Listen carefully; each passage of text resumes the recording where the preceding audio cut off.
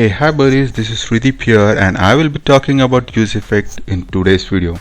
Before that, I have one puzzle for you.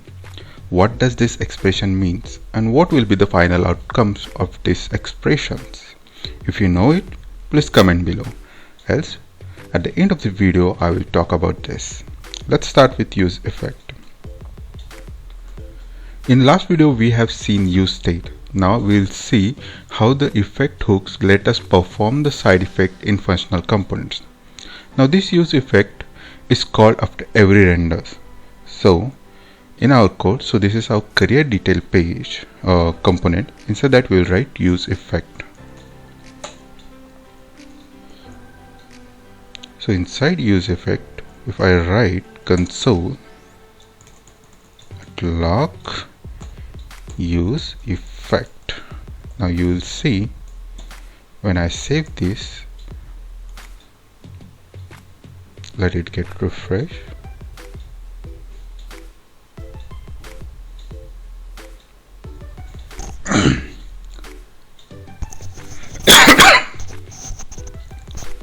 Okay, so on the mount use effect is called. Now our career details component is within app component. So whenever the app component is mounted, your career details will also be getting mounted. So it's called. Now whenever there is any change, so it's going to open and close. So there is change in the props. So it's going to re-render the component career details. So use effect going to be called. See, right? So whenever the components render, our use effect is going to be called. Now use effect, whenever we call use effect inside a functional component, it can access all the states and variable within that component. So if we say here player, it is going to be accessible.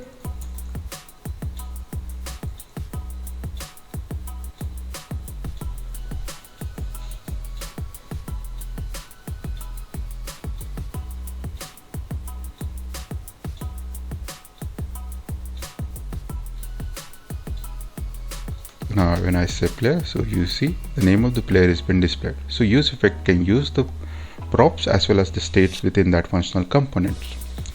Now if you refer React.js docs, it says if you are familiar with the React class lifecycle method, you can think use effect hook as component did mount, component did update, and component will unmount. So it's combined all the three methods inside one single effect. Now why they have done this? Now if you compare this with different lifecycle methods and you have many states, as I said in my last video, then the problem is that whenever one state update, you will be having a component did mount, component did update called multiple times, and inside component did update you can see unwanted states are also getting updated or something. So that was a drawback of having only one single did update. Now what does use effect help us to do? Now as I said, we are using player. Now we can pass when should this use effect be called.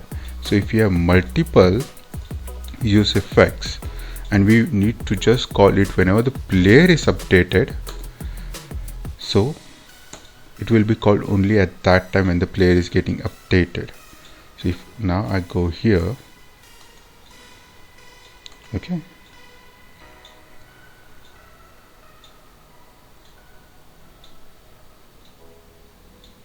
now when the player name changes, use effect is going to be called. If player name does not change, then it's not going to be called. If you see, previously it was called twice. Whenever we used to close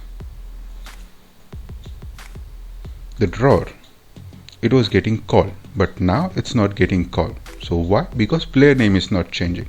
Player name change only when we click on the different player. Even though if I click on the same player, it's not gonna change. So the use effect is called only when the specific state is changed or props is changed.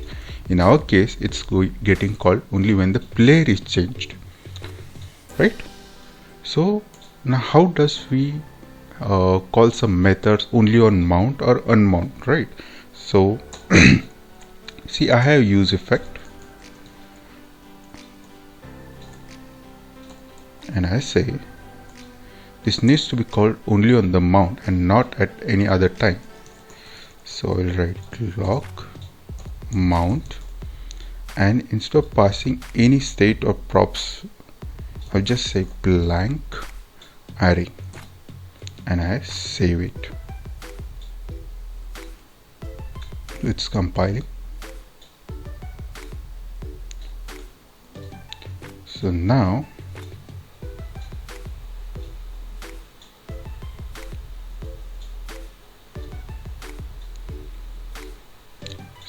use effect is called. This is the first use effect, and this is the mount effect it is called. So when I'm changing, our use effect is getting called, but our mount is not getting called. Why? Because it is called only when the component is mounted at the first time. Sorry for that. So whenever the component is getting mounted and you have to call it only once, then you say pass a blank array, right? So now unmount is like we use it to clean up some subscriptions or set timeout or some like that methods. So use effect has a cleanup strategy. So if you see, it's a use effect with cleanup section. Yeah, effect with cleanup. So you'll say lifecycle method forces us to split this logic even though the conceptual code in both of them is related to same effect.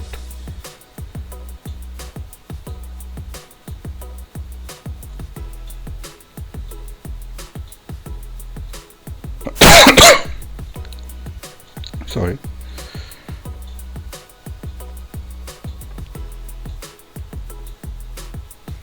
Yeah, here.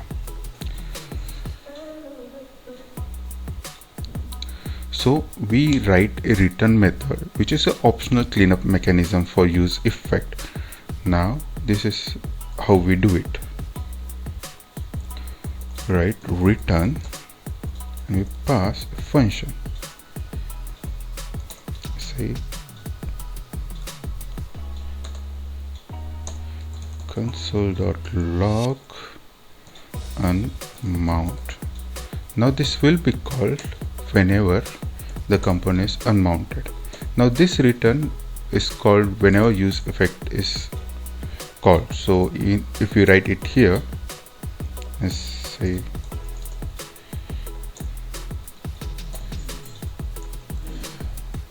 console.log return of player use effect. If I see,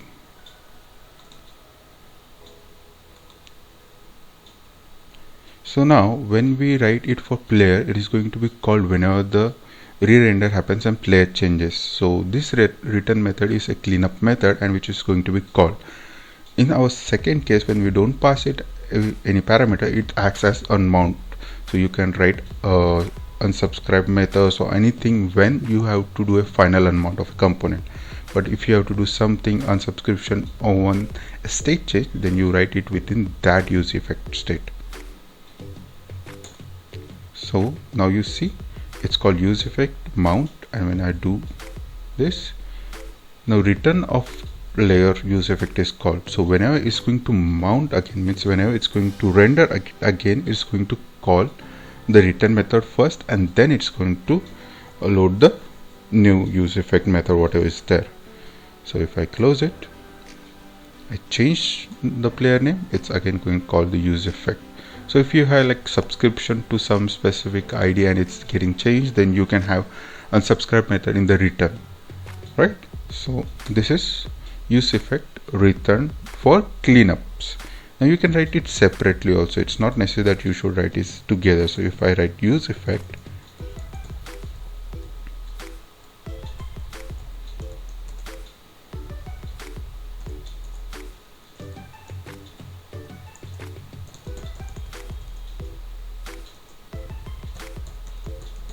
this will act as an unmount method. So it's like this is our function and this is our return function. So it's going to work the same way. So if for any specific you have to update, then you can write it in that fashion. It's not necessary you should write it together, or if there is nothing here, then you can even write directly Unmount method like unsubscription or something in that case. But most probably if you are subscribing something, then only you will be unsubscribing. So this is the way you should write it. Now using asynchronous functions within UseEffect. If you write async over here,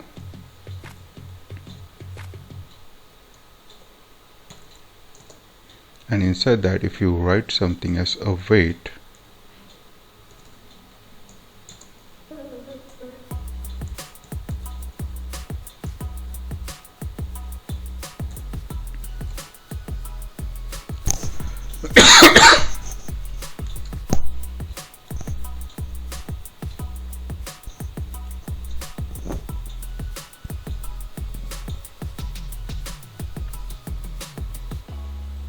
so you get an error, and the error says an effect function must not return anything besides a function.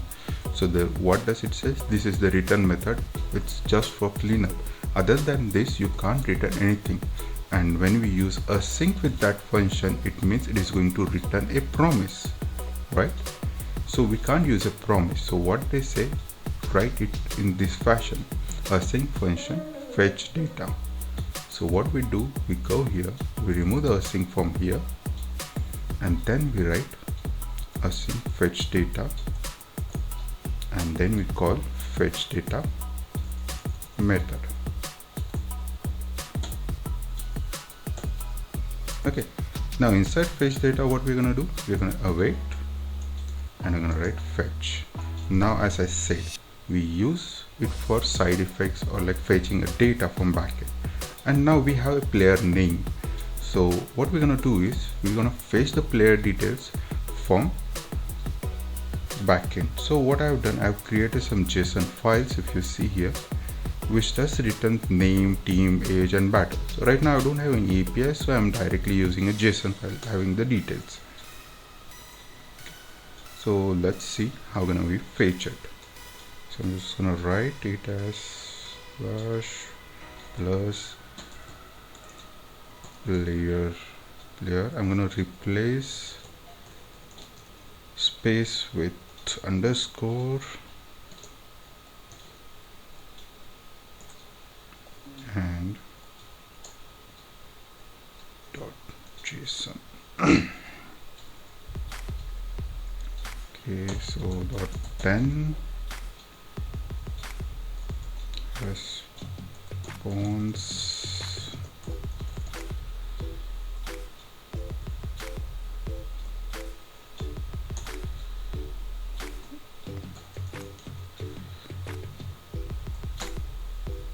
dot JSON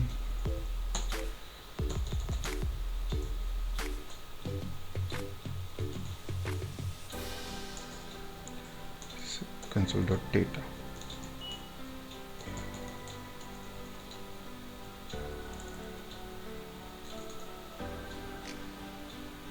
Now what this is going to do, it's going to fetch the player details, and then the JSON is going to give us the data.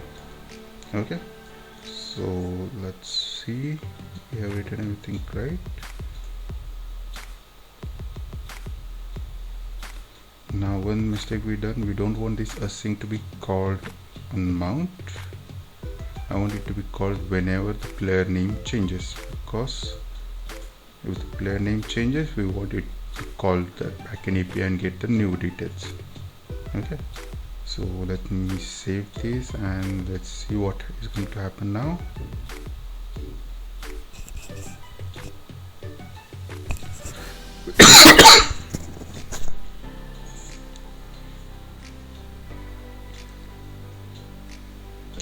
It's mounted.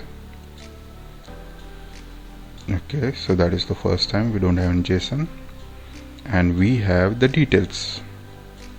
So we are getting the details whenever the page is loaded. So we write and just based on the names. Okay, so our async function, whenever you have to call async, make sure you write it inside the body of your function and not directly async to UseEffect functions. Why? Because if it returns a promises, and UseEffect takes only a return call for a cleanup. Other than that, it does not accept anything. Okay, so I hope you are clear with UseEffect async and how to fetch data.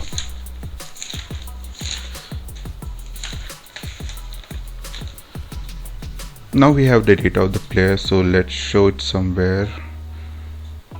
So I have the code already here, not wasting your time a lot.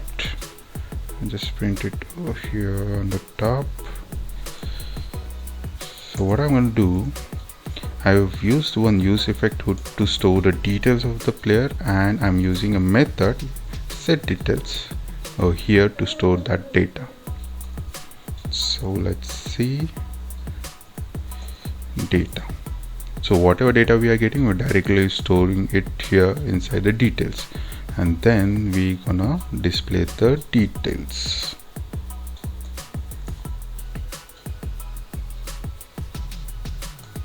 Over here.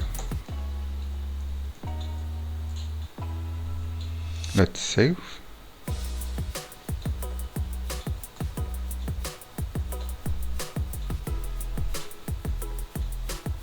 Use state is not defined. Let's define it.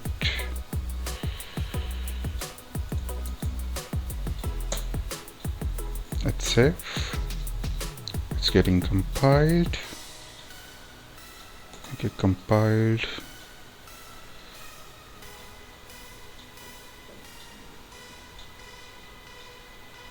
So it's mounted, and when I click on the player name, we get the details.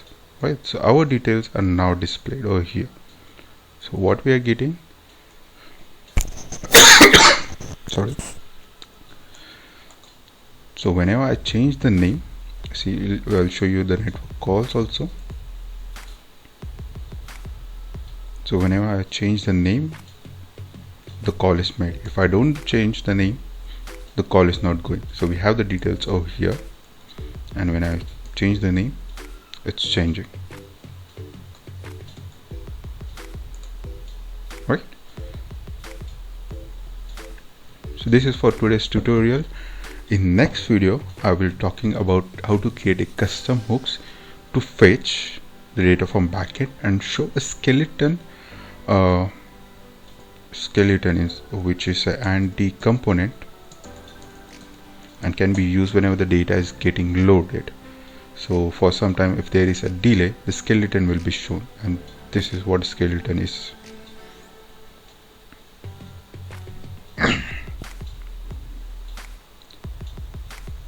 So it is going to show some skeletons until our data has been shown. If you can see this on the Facebook and other website being used.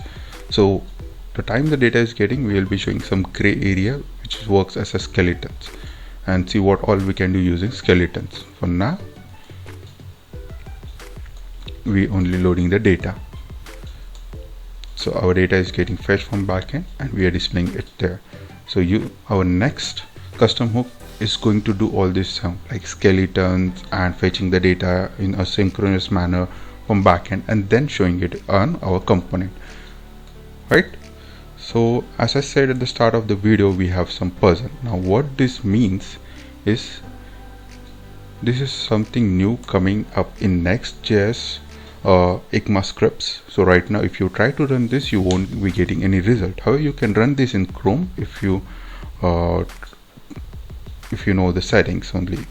So this is actually optional chaining. Most probably when you are running your code and suppose you get undefined and you have some variable, like if I have like register is my object and registration dot name is some object of that registration object, then if registration is undefined, I get an error, right? So in optional chaining, it checks whether this exists. If it's undefined, it is going to undefined, and it's not going to check anything ahead of that. If it is present, suppose this reg is a array, then I'm gonna go ahead. Inside array, I'm checking I have a customer and there is some function called as getID. But suppose that customer does not have a method getID, then we're not going to call that method.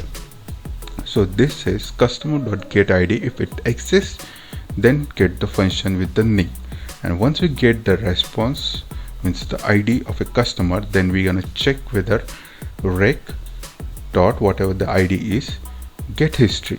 Now get history, we are again checking is a method of reg, and if it exists, then we call it. Now suppose it does not exist, this method does not exist, then double question mark says what should be written if that does not exist, then we say empty. So the final output will be empty if get history is not exist. If it does exist, then it's gonna return the history of that registered customer. So if you want to know more about optional chaining in React.js, it's in JavaScript, then comment below. And I do have more stuff like this which is coming in ECMAScript, and you want me to make a video on that, then also comment below. Thanks for staying with me. Have a good day and code whatever you want to code. Bye.